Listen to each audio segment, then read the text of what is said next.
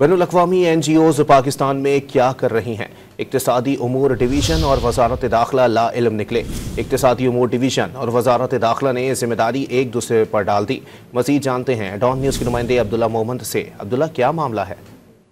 जी बिल्कुल, कायमा कमेटी बराए कम तरक्की याफ्ता इलाके का इजलास जो है वो इस वक्त जारी है और जिसमें जो बैनुल-अक़वामी NGOs है उनकी कारकर्दगी के हवाले से जो चेयरमैन कमेटी थे उन्होंने सवालात पूछे, जिस पर इक़्तिसादी उमूर डिवीजन और वज़ारत दाखिला ने जिम्मेदारियां एक दूसरे पर डाल दी। वज़ारत दाखिला की इंटरनेशनल NGOs के हवाले से ब्रीफिंग हुई जिसमें कहा गया कि सिक्योरिटी तकाज़ों के पेश नज़र INGOs की फंडिंग और रजिस्ट्रेशन वज़ारत दाखिला की जिम्मेदारी है। इस वक्त 112 INGOs जो है वो पाकिस्तान में रजिस्टर्ड है, जबकि 85 के MOUs हैं।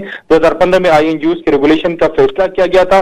वज़ारत दाखिला ने कहा ये INGOs, जिस पर हुकाम ने कहा कि INGOs कर क्या रही है, जिस पर वज़ारत दाखिला ने बताया कि INGOs की सरगर्मियों की मॉनिटरिंग इक़्तिसादी उमूर डिवीजन की जिम्मेदारी है, जिस पर जो वज़ारत इक़्तिसादी उमूर है उन्होंने मॉनिटरिंग से इनकार कर दिया और कहा कि ये हमारी जिम्मेदारी नहीं है, वज़ारत दाखिला की जिम्मेदारी है, जिस पर चेयरमैन कमेटी बरहम हुए और उन्होंने कहा कि क्या किसी इदारे को नहीं पता कि ये INGOs क्या कर रही है, क्या ये पाकिस्तान में ब्रेन वॉशिंग में या किसी दूसरे एजेंडे में मुलव्वस है।